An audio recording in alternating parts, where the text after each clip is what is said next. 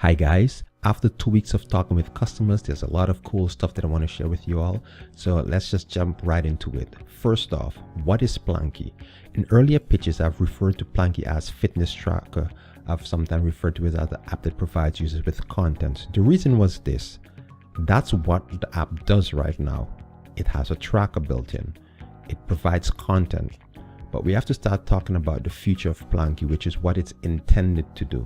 And if you look at Planckie from that perspective, then we have a total different picture. It is a web app that uses artificial intelligence personal coaches to help people live healthy. Now, because the coaches are not intelligent as yet, somehow we're avoiding referring to the app as an app that has artificial intelligent coaches. But if you want to be spot on in getting people in line with what the app is supposed to do, which is actually interact with users, learn from them, and be intelligent, we have to actually start calling Planckie what it is. So it's a web app that uses artificial intelligent personal coaches to help people live healthy. Very short, very sweet, straight to the point. So let's talk about how it works. So AI coaches build relationships, and by building relationships, they're able to assess users, and by assessing users, they're able to provide value in 3 forms. First off, information. Secondly, motivation. Thirdly, emotional acknowledgement. So based on who you are, when the coach finds out what your profile is, and I'm going to talk a bit about how we're able to assess users. Once they find out what your profile is, it's going to determine whether information is something that's relevant for you.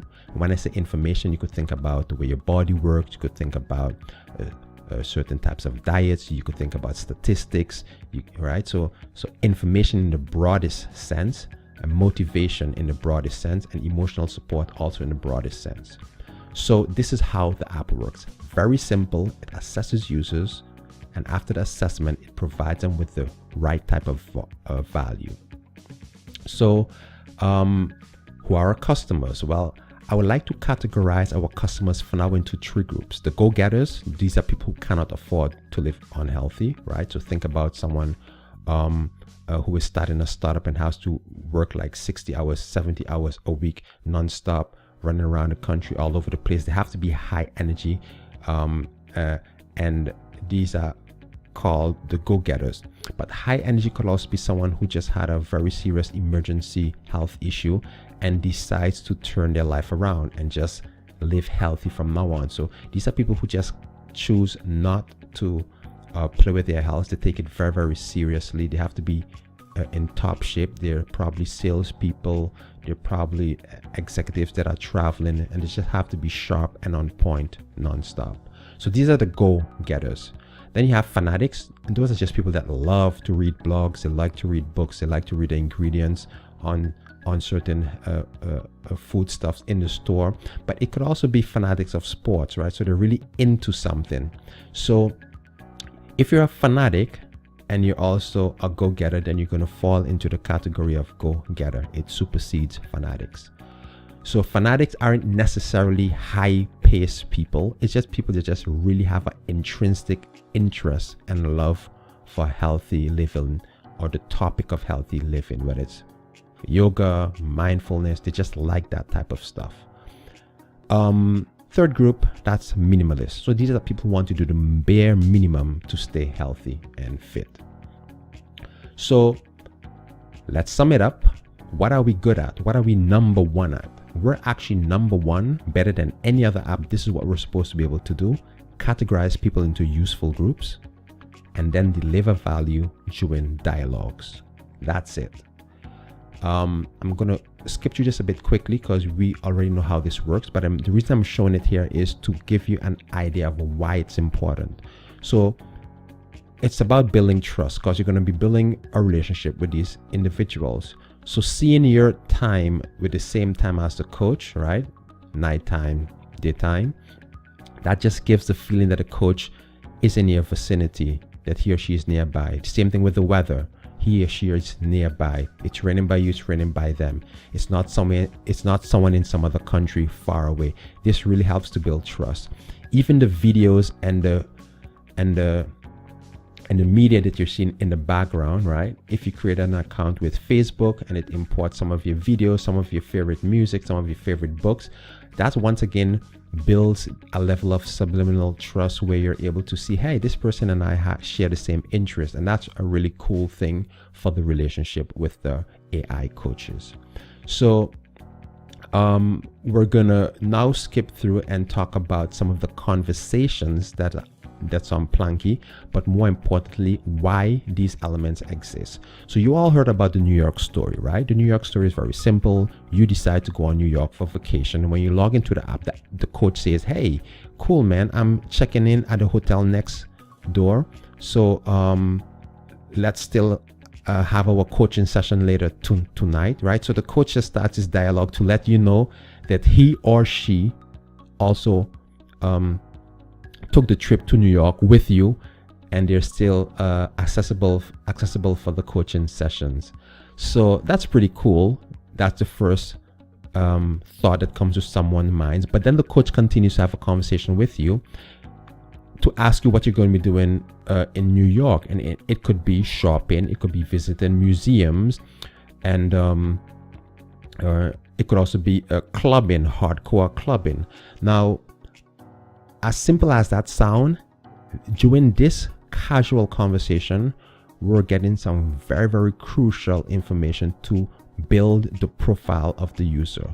What does someone do when they go on vacation? The same example is, for example, the whole new building. So you once again probably heard a story. The coach decides to do a remake of his coaching office, and actually to help you pick the colors. You picking the colors is a very important part of who you are. You choosing the style office, whether it's modern or classic, once again gives the app's database very useful information about your preferences. This information is stored to better understand who you are as a person in the broadest sense. Same thing with vacations, right?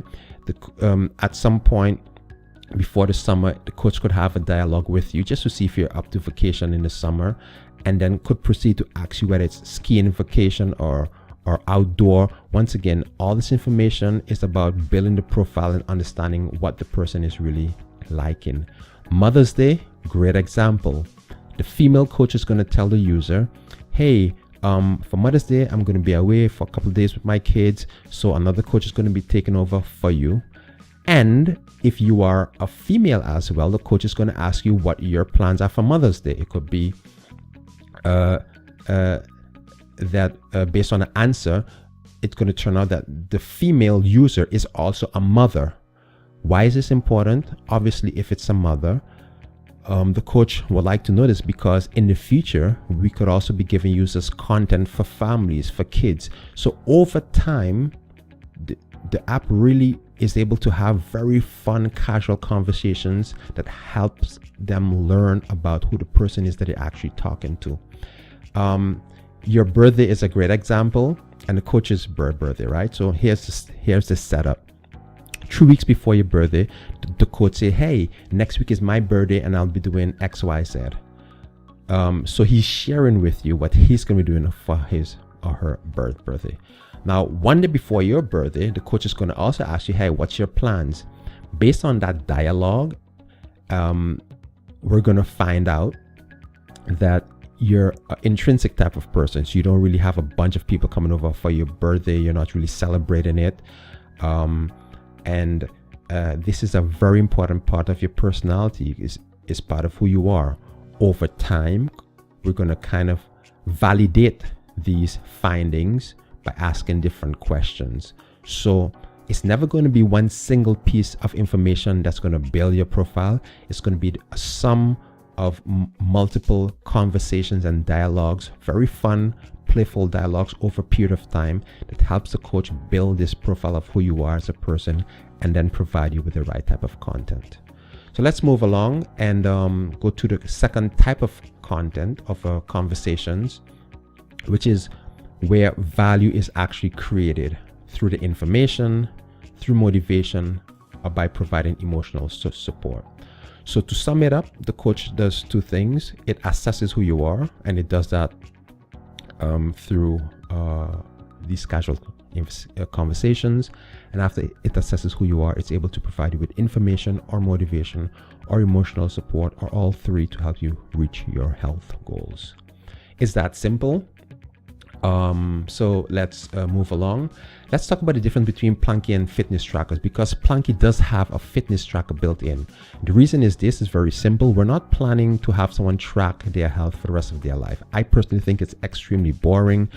I don't think no one wants to track how many hours you sleep every single night for 1 year long. That doesn't make sense. So what the app does is it tells you, hey Bram, next week, let's give it a shot. Let's measure your sleeping time just for this 1 week. And based on that, I'm going to coach you and help you with some tips for the coming months. And then probably 2-3 months later, they ask you to do the same thing again. That's much more doable. Same thing with exercising and relaxation. The app is going to interact with you, find out from you, hey, do you want to do a sprint of 1 week or maybe 2 weeks? Okay, let's measure it. Let's see what we found. Let's see what we can learn from this. Let's try to improve it. And then in a couple months, we're going to track it again. So we're doing tracking in sprints and not non-stop. So this is the setup. Once again, summarize it. There's some basic settings, right? Basic setting is, for example, your weight, your height, your gender, your age, basic stuff. Then there's extra settings. Extra settings, those are the questions that I sent you 5 minutes ago in a survey about, do you want to improve your sleep? How much do you exercise? All these questions are called extra settings. Helps us to figure out who you are and what you want to achieve. And then there's number 3. Those are the responses. The responses, those are from the casual conversations where the coach learns about your personality and your preferences. And then there's performance input. Performance input, that is based on the amount of hours that you did track in terms of sleeping or relaxation or something else. So that's the 4 different types of information that we actually store in our database that helps us build a profile of the user to understand what's most interesting for them to hear, for them to learn. So this is how it's set up, and this is how Planckie actually learns. So let's look at the ecosystem that we are in. We're actually artificial intelligent personal coaches. Fitness trackers are therefore not our enemy, they're our friend. Hardware trackers that someone could connect to their wrist and walk around with could automatically be looped into Planckie. So these are definitely not our enemies, they are definitely our friends. Digital content, right? So someone who writes blogs, that's pretty cool, because if you're a biker, a blog about biking is going to have much more content, much more specific content than what you would find on Planckie. So Planckie will point users to fitness trackers. It will point users and encourage users to go to other sites for digital content, consumable products like vitamins, stuff that you could buy, like a Wi-Fi scale. Anything that is geared around health is part of our ecosystem, and it's not a competitor, but we're actually going to be coexisting with them and helping them by pointing users to them. Same thing with other fitness apps. There's a lot of apps that are specialized in certain types of fitness. These are all companies and businesses that we could go to and say, look, we're going to send people to you, and here's how this could help you improve your business. I'm going to talk to you guys about that in a separate video, but I just wanted to mention that we're not competing against fitness apps, against digital content or fitness trackers. So this is how the intelligence evolves over time. We start down in the bottom, right? So the coach knows someone names, mentions it in the content. The coach knows what time it is. The coach knows that it's Christmas in a couple of weeks from now or a couple of months from now. The coach knows your index, your BMI index, and tells you things that you could do to improve it. And then you just see it growing over time until the coach is able to advise you about certain crucial decisions regarding your health. So these are some elements that we want the coaches to have: sense of humor, sense of consistency, sense of optimism, to make it very fun. So we're going to be taking this into consideration. And this is an overview of the first, second, third, fourth, fifth generation Planckie apps. and I'm gonna have a special video just for this in the future. And thanks for watching this. Speak to you guys soon, and take care.